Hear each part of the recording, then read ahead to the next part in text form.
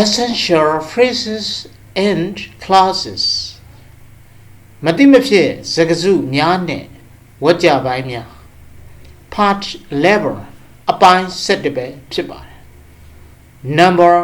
70မြန်မာနိုင်ငံကလယ်သမားများမြန်မာနိုင်ငံကလယ်သမားများ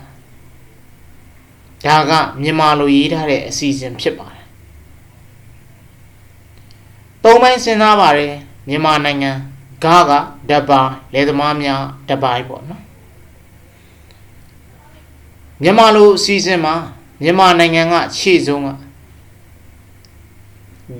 အလယ်ကလယ်သမားများက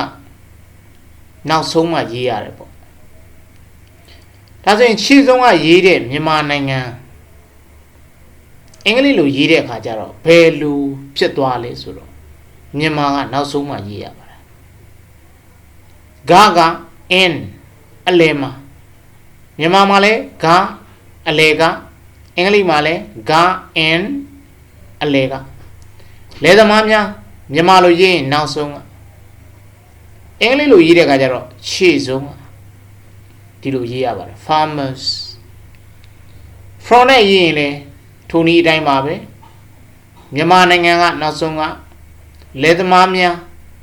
ရှေ့ဆုံးက from အလယ်ကဆိုတော့ဒီဆိုတဲ့အလုပ်ကမြန်မာမှာလည်းမြန်မာလိုရေးတဲ့အခါကျလည်းအလယ်ကဖြစ်တယ်လို့အင်္ဂလိပ်လိုရေးတဲ့အခါကျလည်းအလယ်ကပဲဖြစ်ပါတယ်in လို့လည်းရေးလို့ရတယ် from လို့လည်းရေးလို့ရတယ်ဒါကြောင့်မြန်မာနိုင်ငံကလယ်သမားများဆိုရင် farmers are Myanmar farmers from Myanmar ကြိုက်တယ်လို့ရေးလို့ရပါတယ်နှစ်မျိုးရေးလို့ရတယ်ပေါ့71မှာကျွန်တော်တို့ကျောင်းကဆရာမများ teachers ဆရာလည်းရတယ် teacher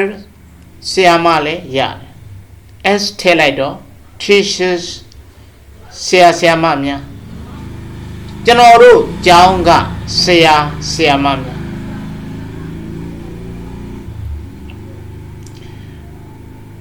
မြန်မာလိုရေးတဲ့ခါကျတော့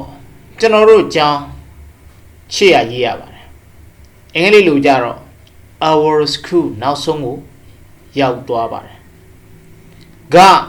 in တော့မ from မြန်မာလိုဆရာမများနောက်ဆုံးကရေးရပါတယ်အင်္ဂလိပ်လိုကြတော့ရှေ့ဆုံးမှ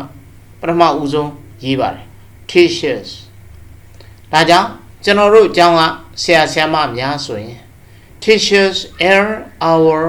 school teachers for our school ကြိုက်တယ်လို့ရေးပါ72ရီမန်းချက်နှစ်လူတရာရီမန်းချက်ကမြန်မာလိုရေးတဲ့အခါကျတော့ပထမဦးစွာရေးရပါတယ်နှစ် wet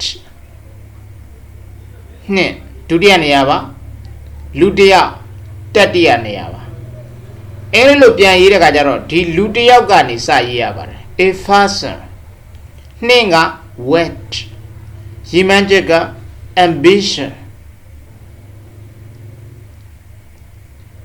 ရီမန်းချက်နဲ့လူတယောက် a person with ambition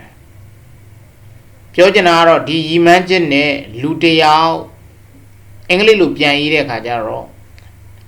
နောက်ဆုံးကမြန်မာလိုနောက်ဆုံးကအင်္ဂလိပ်လိုကြတော့ရှေ့ဆုံးကမြန်မာလိုရှေ့ဆုံးကအင်္ဂလိပ်လိုကြတော့နောက်ဆုံးကဒါလေးကိုသတိထားပါမကြခဏမှားတတ်ပါတယ်